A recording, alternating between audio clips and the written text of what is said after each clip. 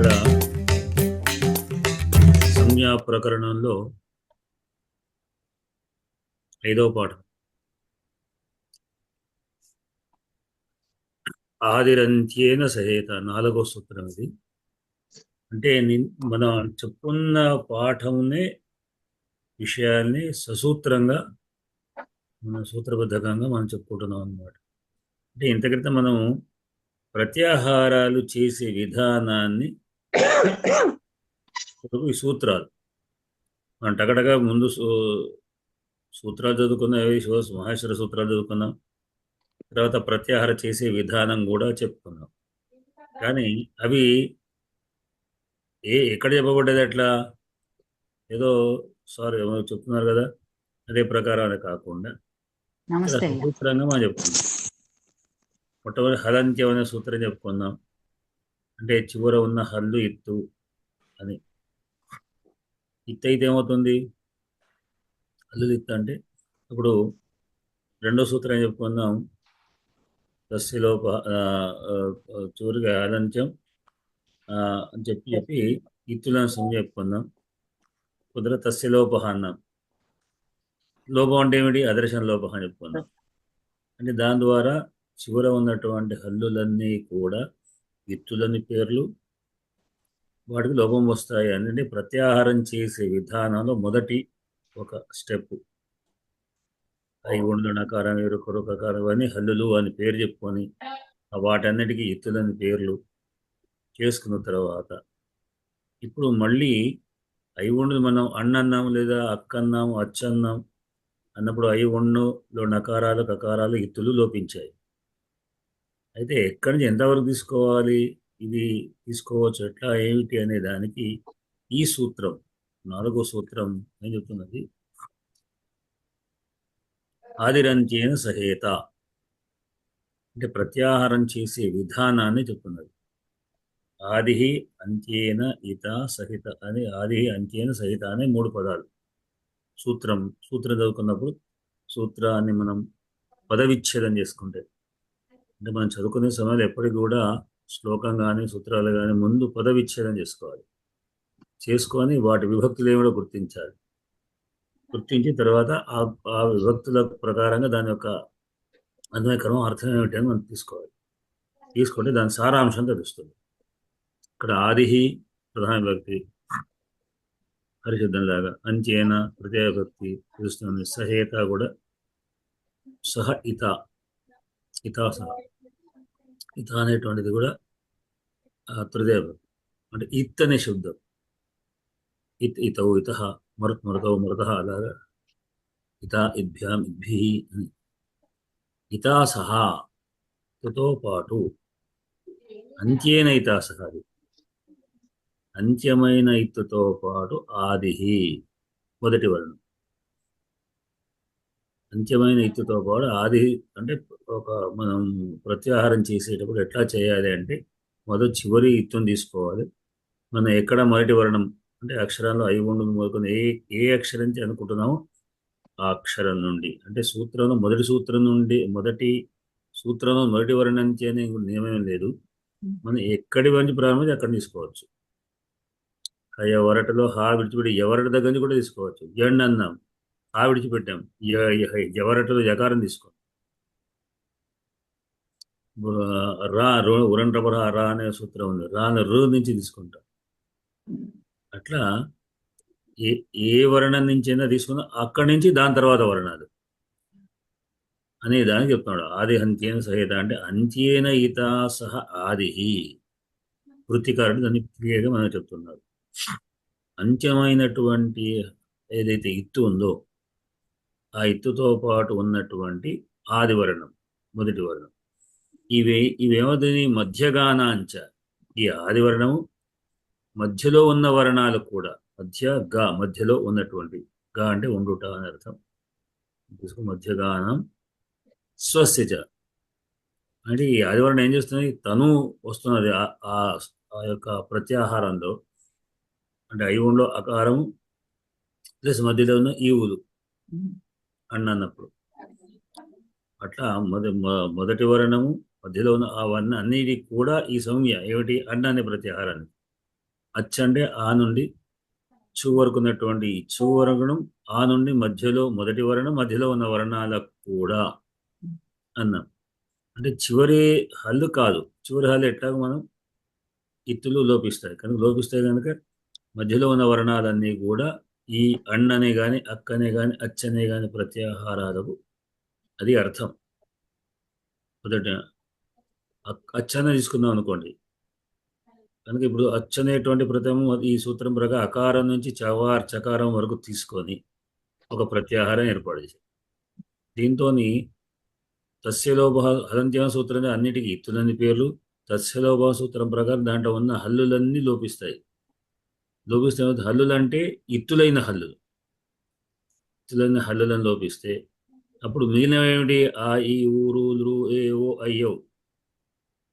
ఈ అచ్ అనే ప్రత్యాహారానికి అర్థం ఏమిటి అంటే ఇవన్నీ అని అర్థం. మొదటి వర్ణం ఐవుంలో అకారంతో ప్రారంభం చేసిన మొదటి వర్ణంతో పాటు మధ్యలో ఉన్న వర్ణాలు కూడా ఈ అన్న అనే ప్రత్యాహారానికి అర్థం. అదే అన్ను కానీ అక్క కానీ అచ్చు కానీ హల్లు కానీ ఎర్రన్నం హయ వరటు యకారం వరకు షుసరలో రకార రేఫ్ వరకు నేను చెప్పుకున్నాను కదా. ఎర్ర అంటే ఏమిటి? ఎక్సెప్ట్ హా, అన్ని హల్లులు. హల్లులు హా అనే వర్ణము లేనటువంటి హల్లులన్నీ ఎర్రులు. ఎర్ర అనేసరికి మొత్తం వచ్చేస్తాయి హల్లులతో అన్నట్టు. ఇట్లా మనం ఏ వర్ణం ఏది తీసుకున్నా మొదటి ప్రారంభ వర్ణము, మధ్యలో ఉన్న వర్ణాలు కలిపి ఆ ప్రత్యాహారానికి అర్థం. అప్పుడు ప్రత్యాహారం అంటే అన్ని వర్ణాలు తీసుకోవాలనుకున్నప్పుడు కేవలం ఎర్రో జల్లో జస్సో అచ్చో అక్కో అని తీసుకుంటే చాలు. అన్ని వర్ణ ప్రత్యేకం అని చెప్పక్కర్లేదు. ఈ సంధిలో కూడా ఈ వర్ణాలకు ఆదేశం లేదా ఈ వర్ణాలు ఆదేశంగా వస్తాయని చెప్పుకున్నప్పుడు అన్ని వర్ణాలు ప్రత్యేకంగా ఆ ఈ ఊరులు వస్తాయి ఈ ఊరు వస్తాయని చెప్పక్కర్లేదు. ఏ అచ్చు అక్క అంటే చాలు, ఒక చిన్న కోడ్ అంతే. పాణిని యొక్క విభాగం అంతా కోడ్ విధానంతోనే ఉంటుంది. బాగా కోడ్ విధానం అర్థం చేసుకుంటే సూత్రం వస్తుంది. కనుక ఈ కోడ్ విధానాన్ని మనం ఈ విధంగా అర్థం చేసుకోవాలి. దీని యొక్క అచ్చు అనేటువంటి ఒక కోడ్కి అర్థం ఏంటంటే ఇన్ని వర్ణాలు అని అర్థం. ఇది ఈ యొక్క పాఠంలోని ఈ సూత్రంలోని అర్థం. సూత్రం అంటే ఏమిటి అనేది కూడా చెప్తాం. సంజ్ఞ సూత్రాలు ఎన్ని రకాలు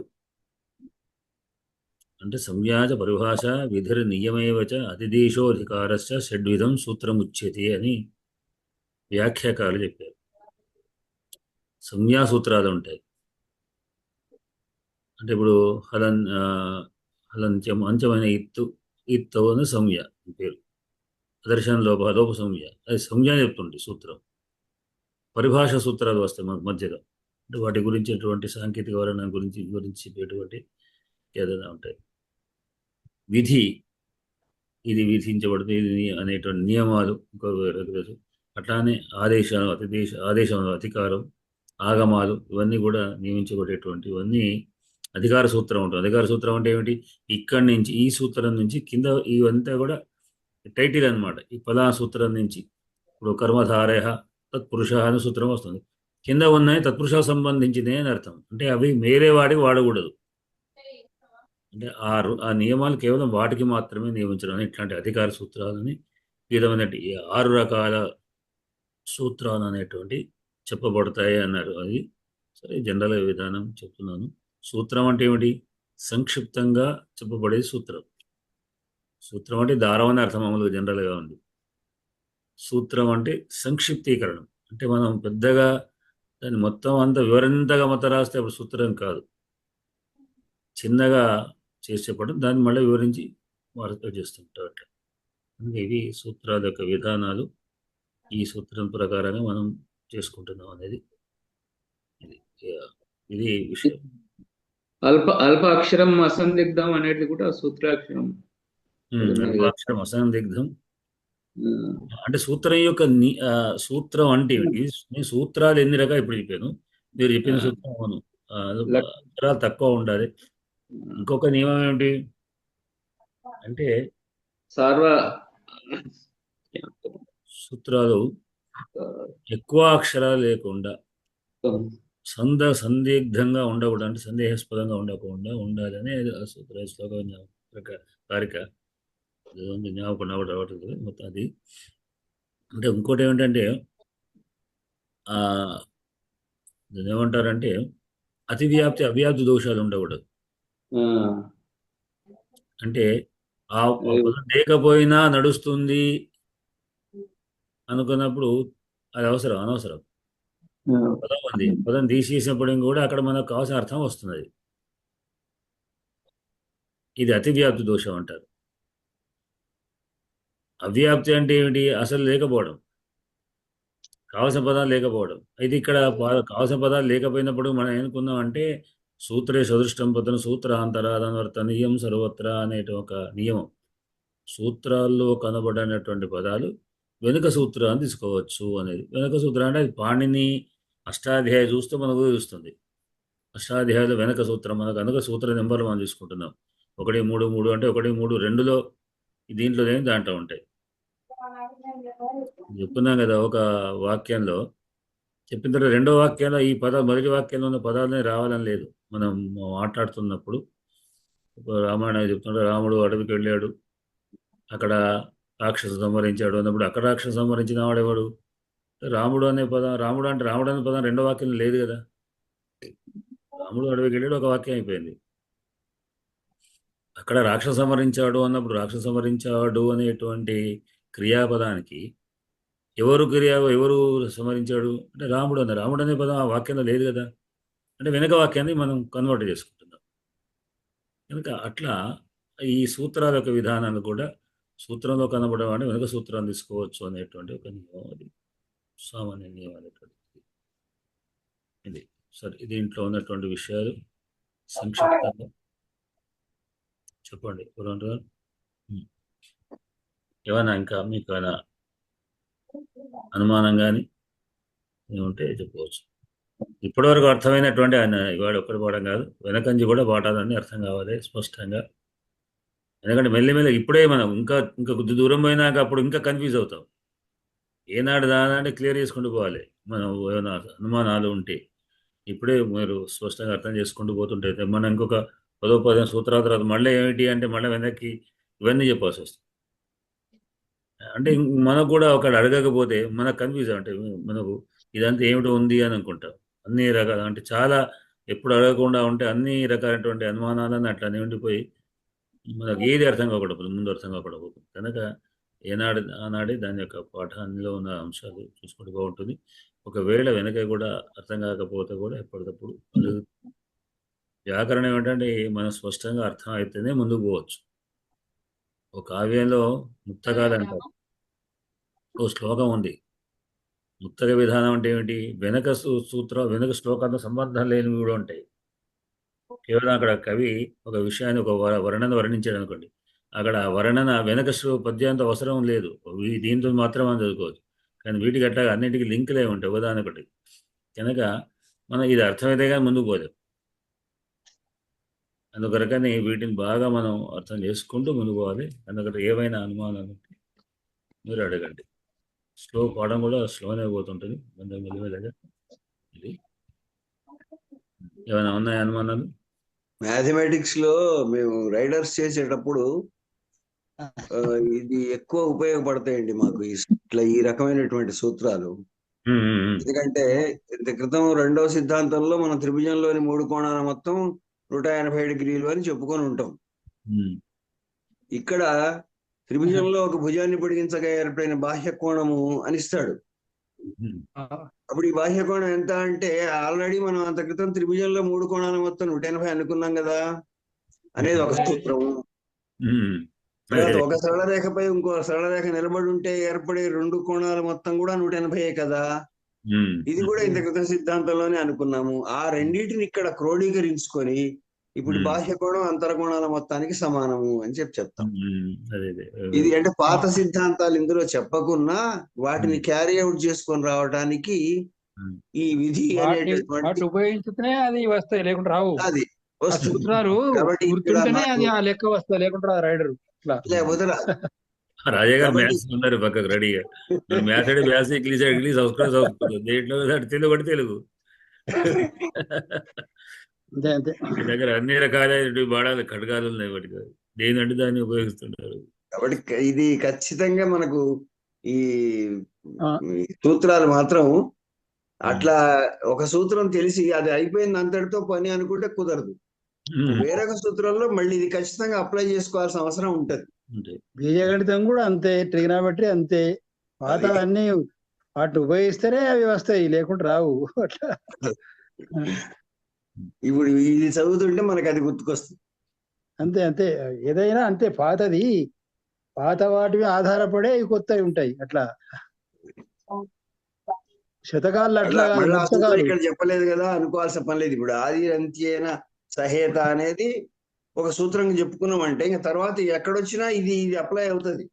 అంతే. అదే అదే గుర్తుండాలి అది. ఇది మనం ప్రతి చోట కూడా చూసుకుంటూ పోవచ్చు. అప్లై అది కొన్ని సూత్రాలు నియమిత ఉన్నాయి. అధికార సూత్రం ఏం చేస్తుందంటే ఆ గ్రూప్ కు మాత్రమే అది వర్తించబడుతుంది అని చెప్తుంటారు. అక్కడి నుంచి స్టార్ట్ అయ్యాడు అనమాట. అక్కడ సూత్రం చెప్తుంటారు. దాని కిందనే ఈ తర్వాత వచ్చే సూత్రాలన్నికి ఈ ఈ ఈ చెప్పే సూత్రం అనువర్తిస్తుంది. తర్వాత ఈ వేరే వాటికి తీసుకుపోకూడదు. అంటే కొన్ని చోట్ల అవుతుంది. అది ఒక కొన్ని అధికార సూత్రాలకు మాత్రమే అది అధికార సూత్రం కింద అధికార వాటికి అన్నప్పుడు మాత్రమే అవుతుంది. అది. ఆ. లేకపోతే మనం మిగతా జనరల్గా చెప్పలేదు అంటే ఇప్పుడు సర్వనామ శబ్దాలు గ్రూప్ ఉన్నది. ఆ సర్వ సర్వ సర్వే అని చెప్పుకుంటున్నాం. రామ రామ రామ అని చదువుతున్నాం కదా. అంటే ఈ విధానం సర్వనామ శబ్దాలకు మాత్రమే.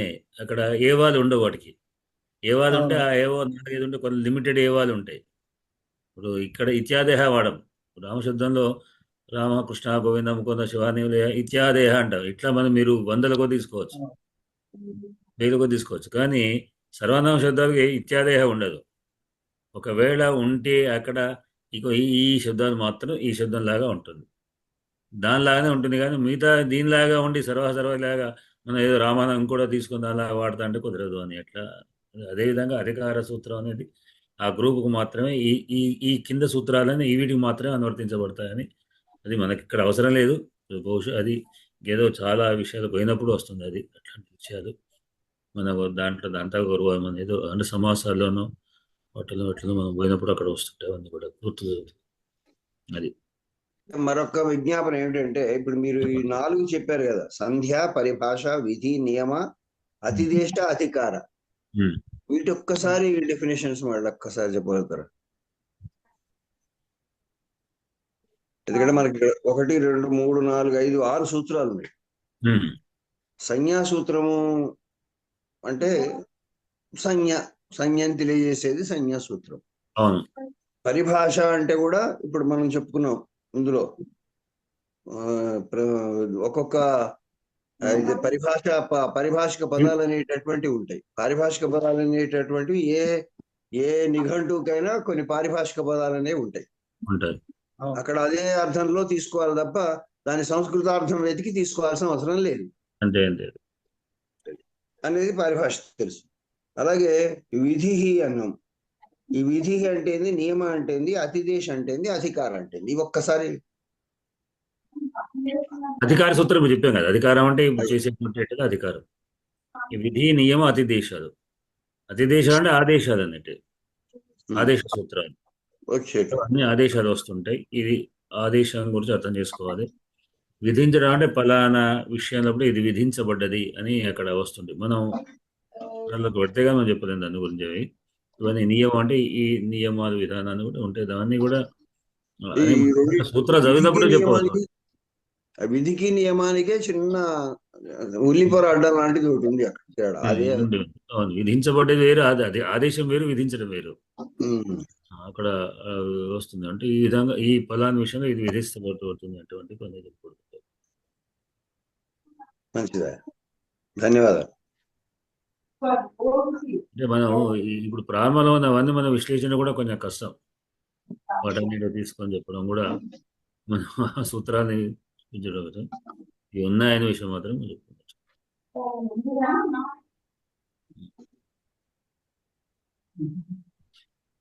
ఇంకా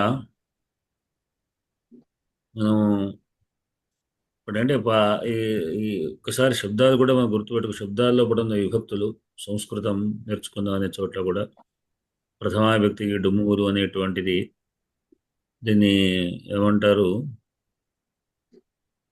ఈ వీటికి కారకములు అంటారు. పేర్లు మొదటి విభక్తి కర్త అని పేరు, అధికారం. అంటే క్రియాన్వయత్వం, కారకత్వం అని ప్రతిది కూడా క్రియతో లింక్ అవుతుంది. శబ్దాల్లో ఉన్నటువంటివన్నీ కూడా. అంటే ఇది వ్యాకరణ విషయం కాదు, మనం శబ్దాల గురించి చెప్పుకుంటున్న విషయాలు కూడా. అంటే ఇప్పుడు వెళుతున్నాడు క్వశ్చన్ వేస్తే, అది ఏ క్వశ్చన్ వేస్తే అది రావాలి అక్కడ. ఎవరు అంటే ఆ క్రియకు అధికారి, కర్త. గచ్చతి ఎవరు, రామహనం బాలహనం. పిబతి ఎవరు, అట్లా అధికారి. అట్లానే దేనిని అని ఉంది, దాన్ని ఏమంటారు, కర్తృప్సితం కారకం కర్మ. అంటే ఈ దీని ద్వారా కర్త దేన్ని కోరుతున్నాడు అని అర్థం. స్పష్ట దేనిని అంటే ఏది కోరుతున్నాడు, ఏం త్రాగుతున్నాడు అంటే కర్త బాలుడు త్రాగుట అనే క్రియ ద్వారా దేన్ని కోరుతున్నాడు అంటే పాలను. మామూలుగా దేనిని అనే ప్రశ్న వేస్తాం మనం. అంటే ఏది కోరుతున్నాడు, దాన్ని ఏదిని పొందాలనుకుంటున్నాడు అని స్పష్టంగా వ్యాకరణ యొక్క అంశం. అంటే బాలుడు త్రాగుతున్నాడు అన్నప్పుడు బాలుడు అనేటువంటి కర్త త్రాగుట అనేటువంటి క్రియ ద్వారా దేన్ని పొందాలనుకుంటున్నాడు, అది కర్మ, ద్వితీయ విభక్తి దాని ద్వారా. ఇంకొంచెం వేరే కూడా అంశాలు కూడా వస్తాయి తర్వాత, ముఖ్యంగా ఇది ప్రధానం. అట్లానే మూడవది సాధకతమం, కరణం, కారకం. కరణం అంటారు దాన్ని మూడోది. కరణం అంటే ఏమిటి అంటే సాధనం. మనం దానిలో కరణం అంటే మనం గోడకు ఒక మేకు కొడదామంటే ఒక సుత్తె తీసుకుంటున్నాం, దాంతో కొడుతున్నాం, అది సాధకం. అది కొట్టాలి అంటే మనకు ఒక సాధనం కావాలి. ఈ సాధనమే దేనితో చేస్తున్నామో అది సాధకం. అట్లానే ఒక్కొక్కసారి కర్తృపదం కూడా కర్మణ్యర్థకంలో, కర్మణి వాక్యంలో తృతీయ విభక్తి కర్మ వస్తుంది, కర్త కూడా తృతీయ విభక్తిలో వస్తాడు. అక్కడ వివిక్ష అంటే వక్తం ఇచ్ఛా వివక్ష అన్న ప్రకారంగా చేయబడుతున్నది ఎవరు అనేటువంటిది మళ్ళా కర్మ వస్తుంది. ఎవరి చేత అన్నప్పుడు రామేణ బాణేన హతోవాది, రాముడి బాణం చేత వాది చంపబడ్డాడు అన్నప్పుడు ఈ తృతీయ విభక్తి కర్తకు సాధక రెండింటి కూడా తృతీయ విభక్తి వాడవచ్చు. అంటే సాధనం ఏదైతే ఉందో ఈ సాధనం మీరు కర్మణ్యర్థకంలో వాడినా కర్తర్థకంగా వాడినా ఒకటి, అదే తృతీయ విభక్తి ఉంటుంది, దానికి ఏం మార్పు ఉండదు. కర్మణ్యర్థకం కర్తర్థకంలో ఈ తృతీయ విభక్తికి మార్పు లేదు. ఎట్లా అంటే రాముడు బాణంతో చంపాడు, రాముడి చేత బాణం చేత చంపబడ్డాడు. ఎటువైనా బాణం చేతనే, ఆ వాక్యానైనా ఈ వాక్యానైనా తృతీయానే. ఇది అట్లానే చతుర్థి ఏమంటారు, చతుర్థి సంప్రదానం. సంప్రదానం అంటే ఎవరికైతే మనం ఇస్తున్నామో అది సంప్రదానం అని దాని పేరు. దానం అంటే విప్రాయ గాం దదాతి అని అంటారు. విప్రునికి గోవుని ఇస్తున్నాం. ఇవ్వటం అనేటువంటి దాని ద్వారా, దదాతి అంటే ఎవరికి, అంటే ఎవరి కొరకు అన్నప్పుడు చతుర్థి వస్తుంది. ఎవరి కొరకు అంటే ఆ వచ్చేటువంటి పదం ఇది. దీని పేరు సంప్రదానం అంట. చతుర్థి విభక్తికి సంప్రదానం అని పేరు. పంచమీ విభక్తికి అపాదానం అని పేరు, అంటే విడిపోవడం. దేని నుండి విడిపోతున్నామో అది. వృక్షాద్ పదం పతతి, వృక్షము నుండి పదం పడిపోతున్నది కనుక విడిపోతున్న దాన్ని సంప్రదానం అంటారు, అపాదానం అంటారు. ఈ విధంగా పతతి అన్నప్పుడు దేని నుండి అని ప్రశ్న వేస్తే పంచమి. మనం క్రియకి ఇవన్నీ క్రియకే ప్రశ్నలు. మనం ఏదైతే క్రియాపదం తీసుకుంటున్నామో క్రియకు ఎవరు అంటే ప్రథమ, దేన్ని ఆశిస్తున్నాడు క్రియ ద్వారా అంటే ద్వితీయ, దేంతో చేస్తున్నాడు అంటే తృతీయ, దేని నుండి అది దేని వలన దేని నుండి అనేటువంటి ప్రశ్న వచ్చేటువంటిది పంచమి. షష్ఠిని పక్కకు పెడితే అధికరణం దేని ముందైతే ఉంటుందో అది దాన్ని అంటే అధివసించడం, దాని పేరు ఉండడం అనేటువంటి వస్తువు. భూమిపైన, చాప పైన అందు అనేటువంటి వచ్చేటువంటిది. కానీ షష్ఠీ భక్తి ఏ విధమైన కారకం కాదు, ఆరే కారకాలు వచ్చేసాయి. ఇది కారకం లేదు. షష్ఠీ స్థానే యోగా అని 6వ దానికి షష్ఠీ శేషం షష్ఠి. షష్ఠీ శేషం అంటే మిగిలిన ఏం లేకపోతే అన్నిటికీ యొక్క లాంటితోని, అంటే ఇది క్రియకు సంబంధం లేదు షష్ఠీ భక్తికి. ఈ రాముడి యొక్క పుస్తకం అన్నప్పుడు అక్కడ లేదా ఇది నా యొక్క అనే అర్థంతో చెప్పినప్పుడు క్రియకు సంబంధం లేదు కనుక అది కారకం కాదు షష్ఠి. రామబాణము అన్న వెంటనే అది షష్ఠీ విభక్తి అయిపోయింది అక్కడ. అయిపోయింది, రాముడి యొక్క బాణమే. కానీ లింకు దింకు కొట్టేవాడు పదంకు రాదు. ఎక్కడ మనం సమాసం చెప్పడానికి వీలు లేకపోతే అక్కడ షష్ఠి మీకు షష్ఠీ తత్పురుష సమాసాలు ఏమైనా ఉంటాయి కదా సమాసం. మీకు తెలుగులో నేను అనగా విన్నాను షష్ఠీ తత్పురుష తెలుగులో లేదు అని. లేదు వ్యాస రచన ఉన్నది, దాన్ని ఏమని చెప్తాం సార్? ఏమిటి వ్యాస రచన? వ్యాసారే నేను తెలుగేనా? తెలుగు సంస్కృతమే, తెలుగు ఎక్కడ? అదే సంస్కృతమే. సంస్కృతంలో ఏమొస్తుంది? తెలుగు పదాలు అక్కడ అక్కడ అదే ద్వితీయ విభక్తి అవుతుంది. వ్యాసం యొక్క రచన, వ్యాసం రచన అని చెప్పినప్పుడు వ్యాసమే రచన చేసినట్టు కాదు, అది జస్ట్ అంతే. అదే మీరు ఎట్లా వ్యాసం యొక్క రచన, వ్యాసమును రచన, వ్యాసుని యొక్కనా వ్యాసం యొక్క, వ్యాసం యొక్కనా వ్యాసుని యొక్కనా అంటే ద్వితీయ చెప్పడానికి వీల్లేదు. దాని మీద బాగా చర్చలు జరిగినాయి తెలుగు అకాడమీలో. చర్చలు జరిగితే ఆఖరికి నౌను అనేటువంటి అంటే ద్వితీయ ఎట్లా అర్థం చేసుకుంటుందని మరి ఎట్లా వస్తుంది? ద్వితీయ వ్యాసమును రాయుట కాబట్టి రచన అన్నప్పుడు ఒక టైట్ అయింది. రచించుట, రచిస్తున్నాడు అన్నప్పుడు మాత్రమే క్రియ వస్తే వ్యాసమును అవుతుంది. దీనిలాగా నమః లాగానే నమః క్రియ అనేటువంటి ఎట్లా అయితే మనం చెప్పుకుంటున్నామో, నమః చెప్పినప్పుడు చతుర్థి, నమామి అంటే ద్వితీయ, క్రియాపదం వస్తే ద్వితీయ అవుతుంది. అది క్రియాపదం రాకుండా అదొక శబ్దంలాగా అంటే ఒక నౌన్ లాగా తీసుకుంటే అప్పుడు అది ఇక్కడ షష్ఠి వస్తుంది. అట్లే అగ్గిపెట్టె గురించి కూడా చాలా చర్చ జరిగింది. ఇప్పుడు మరి సరే ఆలయ ప్రవేశము అన్నాము, ఆలయ ప్రవేశము అన్నాము. అక్కడ ఏం చెప్తారు? ఆలయం యొక్క ప్రవేశము కాదు కదా, అంతే అదే యొక్క ప్రవేశమే. అయితే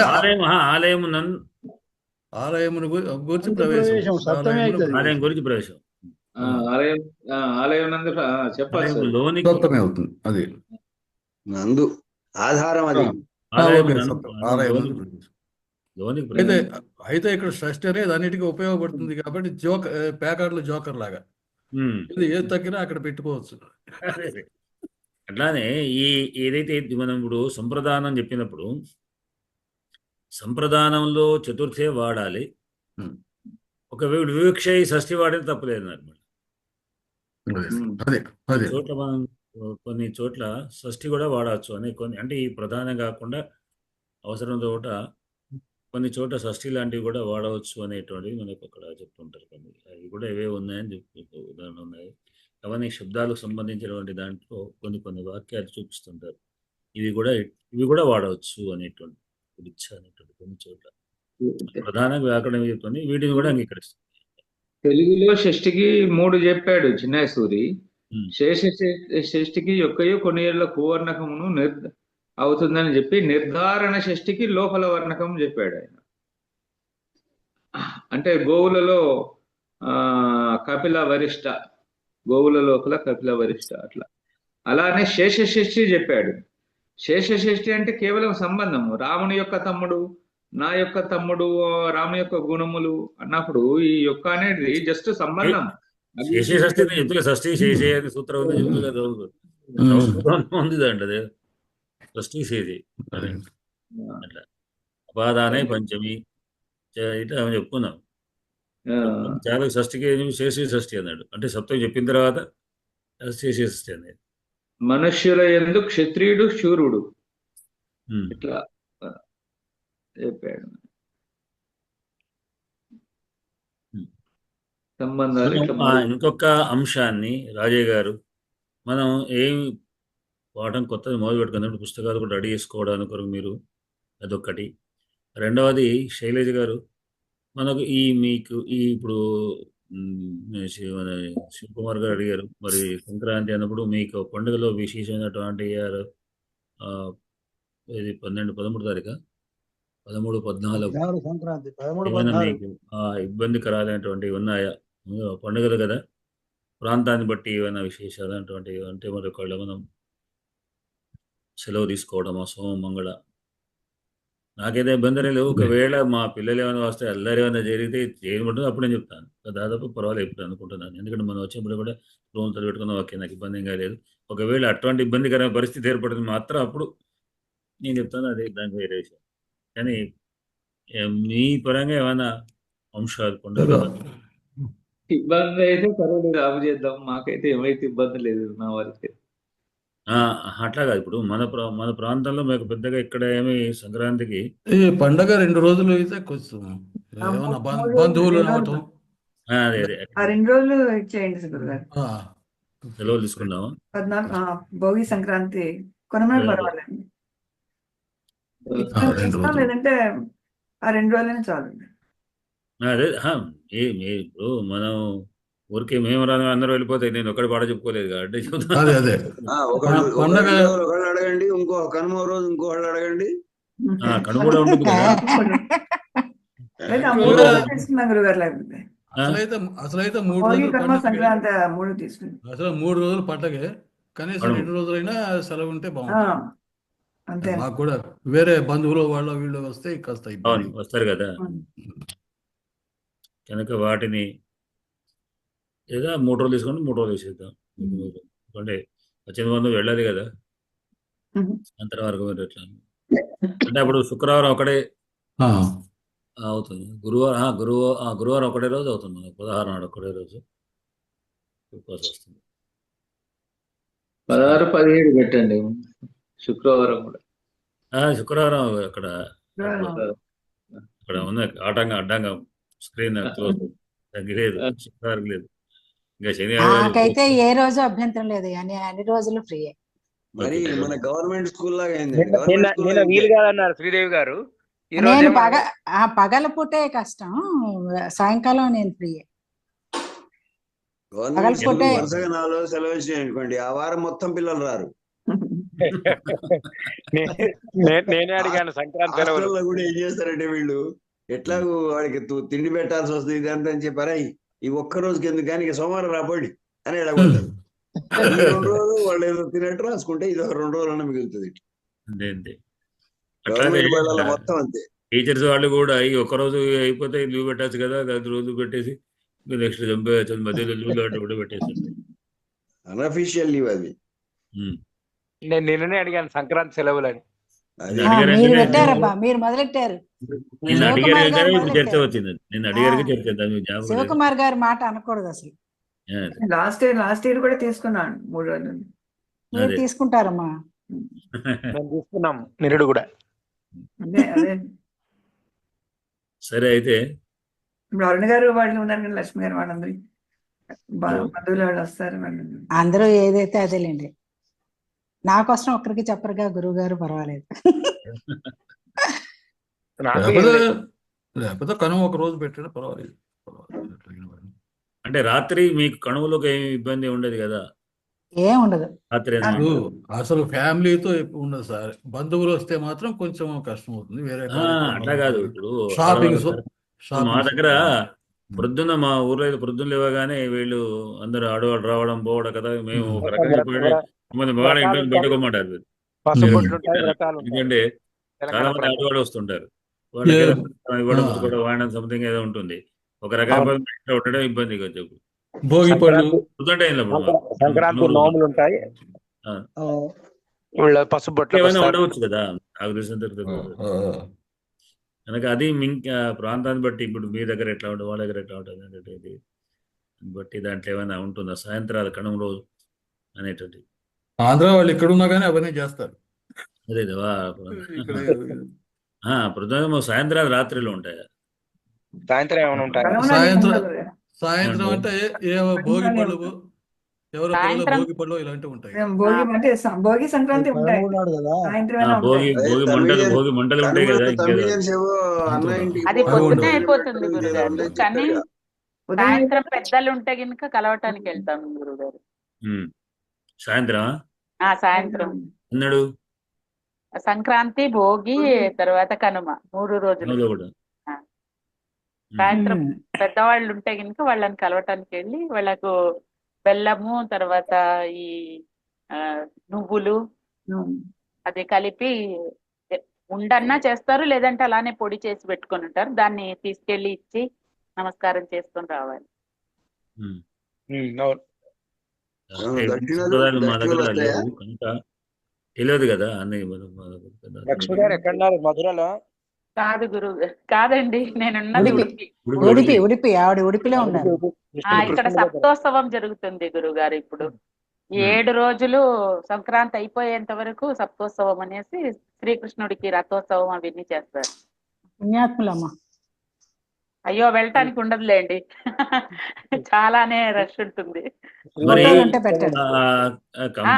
వారం తీసేద్దాం, ఎందుకంటే ఆ ఒక్కరోజు శుక్రవారం నాడు ఏం చెప్పుకునే కుదరదు కనుక ఆ వారం తీసేసి మళ్ళీ నెక్స్ట్ 20వ తారీఖు 20వ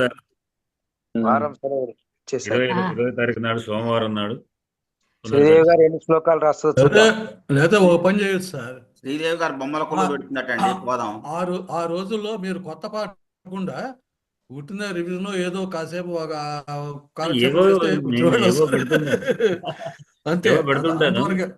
మీరు కూడా వాక్య నిర్వహణ పెట్టండి. మీకు శక్తి ఉంటే రాజు పెడుతూ ఉండొచ్చు, సంబంధం లేకుండా మీరు కూడా వాక్య నిర్వహణ రాయడం చేయడం అనేటువంటి దాంట్లో పెడుతూ ఉండండి. చర్చిద్దాం, లేకుంటే లేదు. ముందే అంటే కొత్త పాటలు లేకుండా జస్ట్ మీటింగ్ లాగా పెట్టుకుంటే ఎవరికి ఏం బాధ లేదు. ఒకవేళ రాకపోయినా ఇబ్బంది, రాకపోయినా ఇబ్బంది.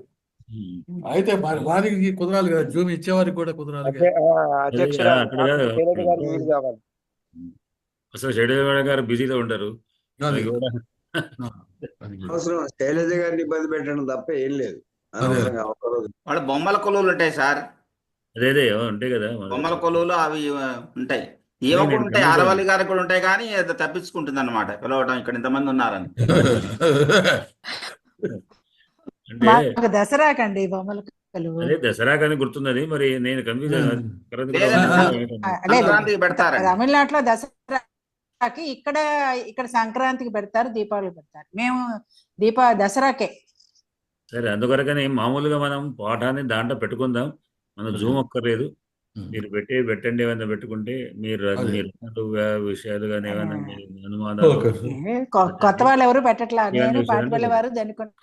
ఎవరు పెడితే వాళ్ళు పెట్టేవాడు చదువుతాడు.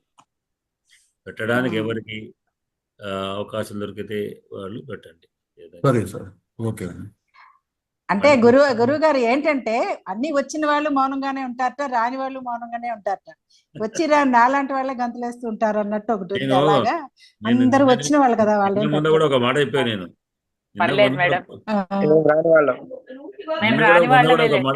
ఒక మాట అయిపోయాను నేను. చిన్నపిల్లలు కూర్చుంటే మాట్లాడు, మరి పెద్దవాడు అయినటువంటి వాళ్ళు కేవలం మధ్యలో ఉన్న వాళ్ళకి అనుమానాలు వస్తాయి, ప్రశ్నలు వస్తారు, చేస్తుంటారు. ప్రశ్న అనుమానం అది. ఎందుకంటే ఆయన విషయం చెప్పారు, వాడు బాగా బ్రహ్మాండ పండితే వాడు అవసరం లేదు, విన్నట్టుండే వాళ్ళని తెలిసినట్టుండగా వాడిని విడిచిపెడతారు. అట్లా చిన్నపిల్లలకి ఏమరాగా వాడు విడిచిపెడతారు. కనుక అది కాదు మొత్తం ఈ ప్రకారం ఈ దీని ద్వారా, చర్చ ద్వారా మిగతా అందరికి కూడా మనం అవకాశం వస్తుంది. దాని చర్చలో కూడా అడిగినా అడగకపోయినా వాళ్ళందరూ కూడా వస్తుంది. కనుక ఈ ప్రకారం అందరం లాభపడతాం మేము, మాలాంటి వాళ్ళు అడగడం వల్ల. అడగకుండా వారు మీ కథను కొంచెం కొంచెం రాసి పెడుతుండండి. ఏదో రాస్తా అన్నారు కానీ పెద్దగా మొత్తం వ్యాసనకు 5 పేజీ 10 పేజీ కాకుండా ఒక చిన్న సంక్షిప్తంగా అంత కలం అంత దూరం సాగాలి కదా. ఇప్పుడు పాటిబళ్ళ వారు రాస్తున్నారు, రామాయణం సీరియల్ రాస్తున్నారు, కొంచెం రాస్తున్నారు. మొత్తం కలిసి ఒక దిక్కు రాయడం అట్లా కొంతైనా చాలు. నేను భగవద్గీత శ్లోకాలని సంస్కృతంలో సంభాషణలో రాస్తున్నాను. రాయండి, రాసి పెట్టండి. మీరు ఇవాళ అర్జున సంవాదం, అర్జున కృష్ణ ఇదిలో అంటే ఉడిపి వాళ్ళకి శ్లోకాలు రాస్తూ వాటికి అర్థం నేను నాకు చేతనైనంత సంస్కృతంలో రాస్తున్నా. ఊరికే వచనంగా పెట్టండి, పెడతా. ఊరికే ప్రయత్నం, తప్పటడుగులు. ఇవాళ ఒక శ్లోకాన్ని మనం చూసుకుందాం. అబ్బో, నన్ను అడగండి, ఈ శ్లోకాలు రావు మనకి. చూసాను మీరు చెప్పేటిని వస్తాయేమో అని. చూడండి, శ్లోకాలు రాస్తారు కానీ రావు మీకు. రావు, శోకించడమే వచ్చు మనకి. రాస్తారు కానీ రావు. ఆనందతాండవపురే ద్రవిడస్య గేహే చిత్రం వసిష్ఠ వనితా సమమాజ్యపాత్రం విద్యుల్లతేవ పరినృత్యతి తత్ర దర్వి ధారాం విలోకైతి కశ్చన యోగ సిద్ధ. ఇది ఒక చమత్కారమైనటువంటి శ్లోకం. అర్థం చెప్పగలుగుతారా? నేను చెప్తాను గురుగారు. చెప్పండి రాజయ్య గారు. అయితే ఒక ఆయన ఒకరింటికి ఆతిథ్యానికి పోయినాడు అన్నమాట. అక్కడి భోజనానికి పోతే ఆనందతాండవపురే ద్రవిడస్య గేహే, ద్రవిణి యొక్క ఆ ఇంట్లోకి ఆతిథ్యానికి పోయినాడు. అక్కడ అన్ని వంటకాలు వడ్డిస్తున్నారు. వడ్డించిన తర్వాత ఏదైతే ఉన్నదో ఆజ్యపాత్ర ఉంటుంది, నెయ్యి పాత్ర. అది ఆనందతాండవపురే ద్రవిడస్య గేహే చిత్రం వసిష్ఠ వనితా సమమాజ్యపాత్రం. అరుంధతి నక్షత్రం మనం చూస్తే కనబడదు అసలు. ఎంతో పరిశీలించి చూస్తే మెల్లమెల్ల కనబడుతుంది. అంత చిన్నగా ఉన్నది అన్నమాట నేతి పాత్ర. అది అంత చిన్నగా ఉన్నది. మరి దాంట్లోంచి దర్వి ఆ చెంచాను ఏదో పెట్టి అది వడ్డిస్తుంటే, నెయ్యి వడ్డిస్తుంటే ఆ ధార ఎట్లా ఉన్నది, విద్యుల్లతేవ పరినృత్యతి తత్ర దర్వి. దాంట్లో విద్యుల్లతతి ఏదైతే ఉన్నదో ఆ సన్నటి అది కూడా ఆ దర్వి, ఆ చెంచా కూడా సన్నగా ఉన్నదట. ఎట్లా విద్యుల్లతేవ పరినృత్యతి తత్ర దర్వి, అది సన్నగానే ఉన్నదట. మరి అదే సన్నగా ఉంటే ధార ఎట్లా ఉన్నదంటే ధారాం విలోకయతి కశ్చన యోగ సిద్ధ. ధార అందరికి కనబడదు, యోగాభ్యాసం చేసిన వాళ్ళు మాత్రమే చూస్తారట. అంతటి సన్నధార. అంటే ఆయన భోజనం పెట్టేటప్పుడు నేతి ధారను అంత చిన్న పాత్రలో ఆ చిన్న దాని నుంచి వడ్డిస్తున్నాడు అనమాట నేతిని. అది యోగసించులైనటువంటి వాళ్ళు దాన్ని చూడలేస్తారు. తపస్సు చేసేటువంటి వాళ్ళు భగవంతుని దర్శనం చేసుకున్నట్టు అట్ట అన్నమాట. అది తరుణమ్మ తల్లి గరిటెని ఉండేది కదండి ఆచార్య, తరుణమ్మ తల్లి అనేవాడు. వేస్తే కాదుట. నేను ఒకసారి భోజనానికి వెళ్ళినప్పుడు వటాన్ని చూశాను. నేను ఒకసారి భోజనానికి వెళ్ళినప్పుడు వటాన్ని చూస్తే ఆవిడ ఏదో చిన్న గరిటె పట్టుకొచ్చింది. నేనేమన్నానంటే అది నేతి గరిటె అండి అన్నా. లేదండి చారు గరిటె అంది.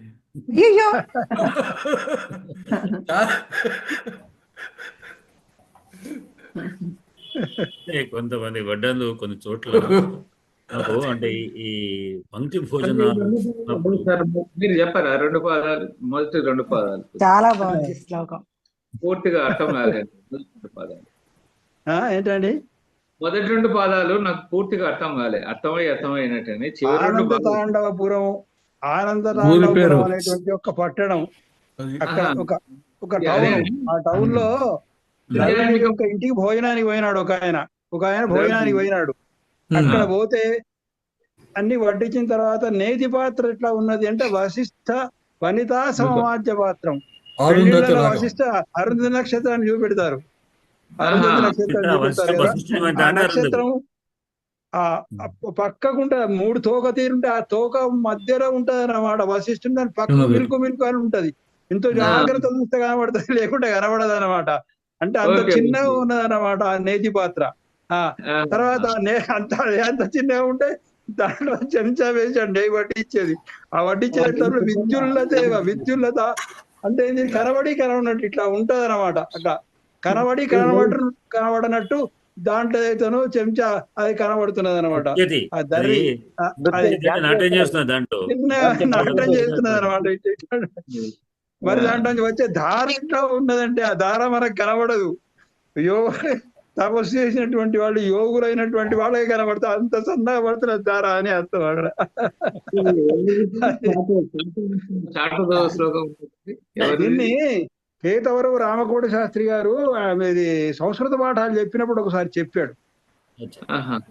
కేశవపంత నరసింహ శాస్త్రి గారు అది చెప్పారు, అది నోట్ చేసుకున్నాను నేను అట్లా. చాలా బాగుంది. చెప్పండి. యస్య షష్ఠీ చతుర్థీ చ విహస్య విహాయ చ అహం కథం ద్వితీయా స్యాత్ ద్వితీయాస్యామహం కథం.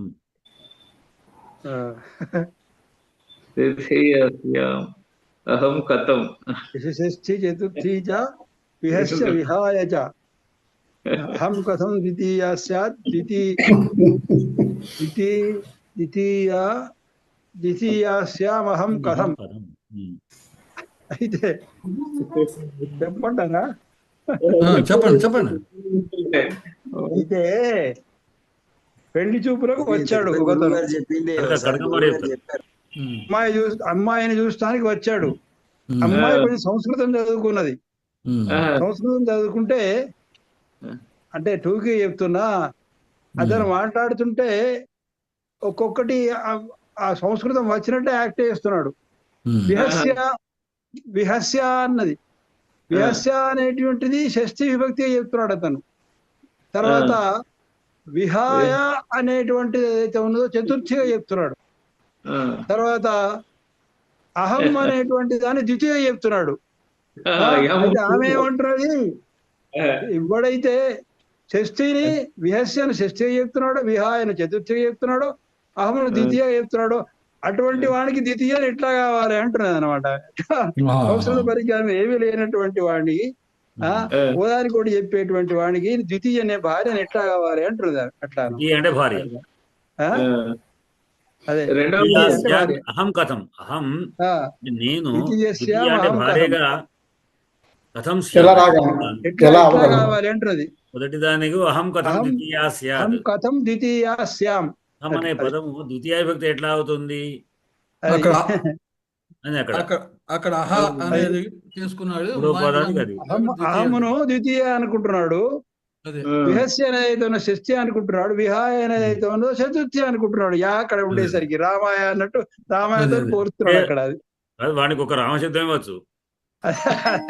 అది చెప్పండి. రామశబ్దంతో చెప్తున్నాడు.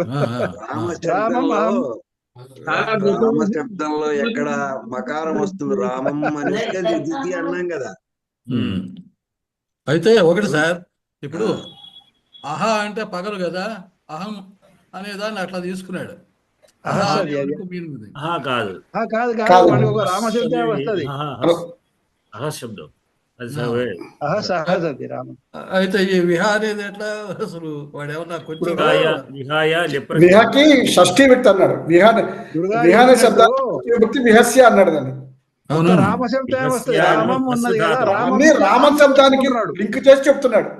Right sir. ఇప్పుడు విహా అనే దానికి ఏమన్నా మీనింగ్ ఉంది అసలు? కొంచెం వదిలిపెట్టి విడిచిపెట్టి అని ప్రత్యయం, అదే ఏదో ఒక ఉపసర్గతో వచ్చింది కనుక విహాయ అంటే వదిలి, అంటే నవ్వి. ఇది కూడా అది ఆ పదాలకు వీడి అర్థం చెప్పుకున్నాడు అట్లా.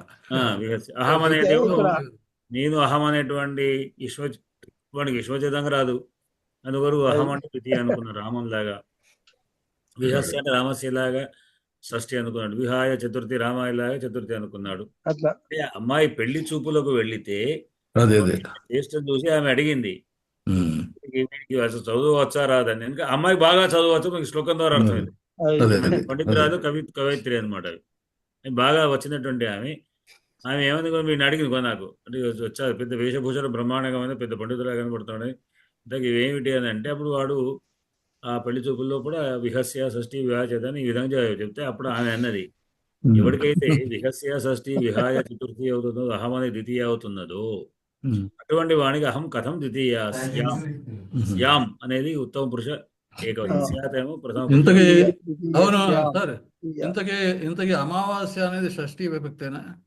కాదు కదా,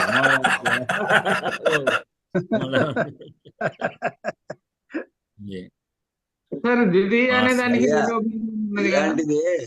ఇలాంటిదే తెలుగు పెళ్లి చూపులు ఒకటి ఉందండి. తెలుగులో పెళ్లి చూపులు కూడా ఇలాంటిదే ఒకటి ఉంది. ఒక పల్లెటూరులో పెళ్లి చూపులు జరుగుతాయి. వచ్చిన వాడు మామూలుగా జేబులో పెన్ను, కళ్ళజోడు, వ్యవహారం పెట్టుకొని వీడు పెళ్లి చూపులకు వచ్చాడు. వస్తే వీడు ఎంత బాగా చదువుకున్నాడు అని చెప్పి వాళ్ళు అనుకున్నారు. ఆ ఇంట్లో వాళ్ళు కూడా పాపం చదువు రాని వాళ్ళే. అమ్మాయిని ఇచ్చి చేయాలని చెప్పి అనుకున్నారు.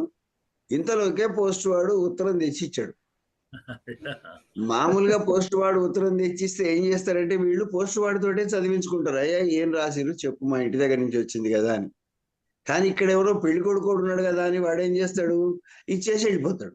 అదే అదే వెళ్ళిపోగానే ఆ ఉత్తరం వీడికి ఇచ్చి చదవమంటారు. ఎక్కడి నుంచి వచ్చింది ఇది అని అంటే పోస్ట్ వాడు చెప్తాడు, మీకు ఫలానా ఊరు నుంచి వచ్చింది. ఆ ఊళ్ళో వీళ్ళ అంతమ్మని వీళ్ళ చుట్టం ఉంది. ఆమె ఆరోగ్యం గురించి ఏమైందో అనేటటువంటి సందేహపడుతున్నారు వీళ్ళు. ఈయన మొట్టమొదటి చూడగానే ఏడవడం మొదలు పెట్టాడు.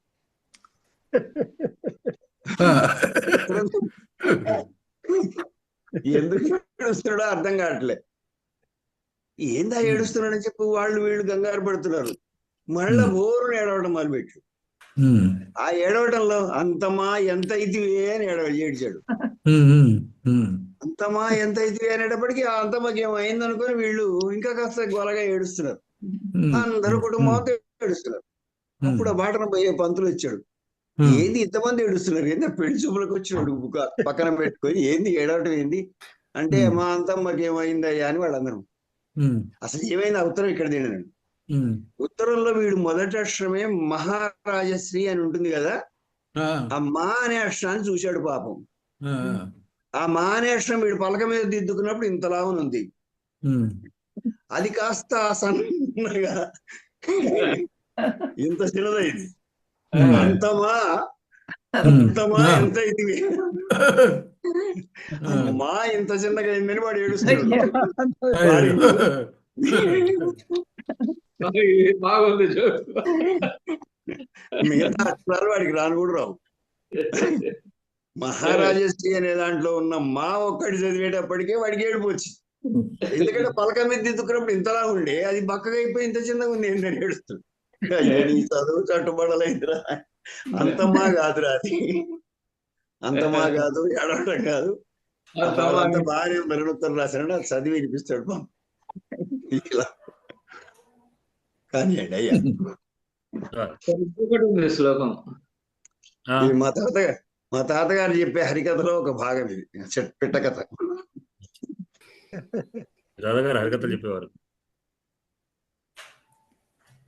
అమ్మ పెదనాన్న గారు సూరిభట్ల అనంతరామ శర్మ గారు అని మంచి హాస్య పోషకుడు.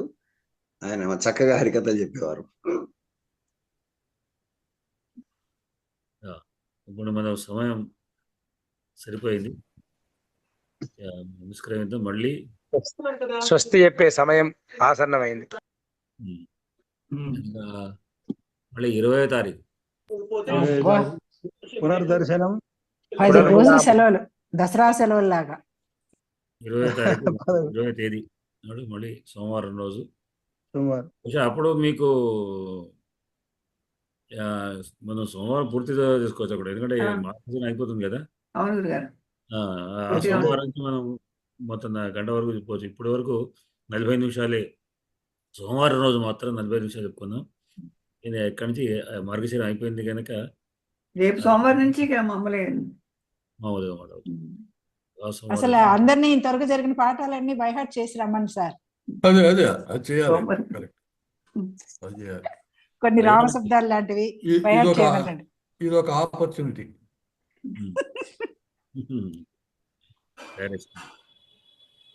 సరే అండి, స్వస్తి చెప్పండి. స్వస్తి ప్రజాభ్య పరిపాలయంతాం న్యాయేన మార్గేణ మహిమ్యహీష గోబ్రాహ్మణేభ్యః శుభమస్తు నిత్యం లోకాః సమస్తాః సుఖినో భవంతు. ఒక్కరు చదివాక ఒక్కరే చదవండి, మిగతా వాళ్ళు 2 వాళ్ళు ఆగాలి.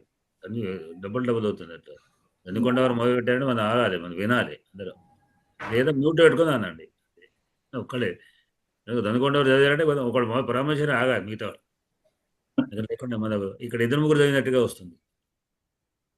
శుభమస్తు అందరికి కూడా. శుభరాత్రి. ధన్యాస్మ. అందరికీ సంక్రాంతి శుభాకాంక్షలు అండి. మీకు అందరికీ ముందు శుభాకాంక్షలు. అందరికీ కూడా శుభాకాంక్షలు. శుభాకాంక్ష. ధన్యవాదాలు గురువు గారు. శుభాకాంక్షాः శుభాకామనాः శుభాకాంక్ష సంస్కృత పదమే. శుభాకాంక్ష అనొచ్చు, శుభాకాంక్ష అనేది ఉపసర్గ. కామన అనేటువంటిది ప్రసిద్ధం చాలా మంది, అంటే సంస్కృతం శుభకామన అనేటువంటిది. వింశతి ఆంగ్ల దినాంక 20 డేట్ ఏమంటారు ఆంగ్ల అంటే వింశతితమ రైట్. ఎందుకు వింశతి ఎందుకు?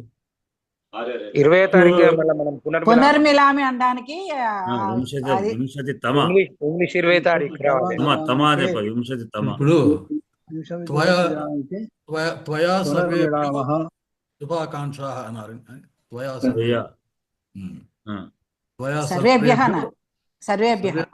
సర్వేభ్యో శుభాకాంక్షాः. శుభకామనాः శుభాకాంక్షాः. త్వయా సర్వే భోగి సంక్రాంతి త్యోహారస్య తుభ్యం. మీ కొరకు మీ కొరకు అని ఇప్పుడు తృతీయ అవుతుంది. తృతీయ అవుతుంది. త్వయా మీతో పాటు మీ కొరకు అంటారా, చతుర్థి వ్యక్తి వాడతారా, అంతే కదా. సర్వేభ్య భవద్భ్య అని వాడండి. విశ్వ శబ్దం సాధ్యం తీసేసి భవత్ శబ్దం వాడుకోండి, బాగుంటుంది. పూజ్యార్థకంగా ఉంటుంది. విశ్వదండం జనరల్గా పూజ్యార్థకంగా కాకుండా నీవు అనే ఏకవచ ప్రయోగం చేసే వాళ్ళందరి సామూహికంగా దీనికి బహువచనం విశ్వ శబ్దం.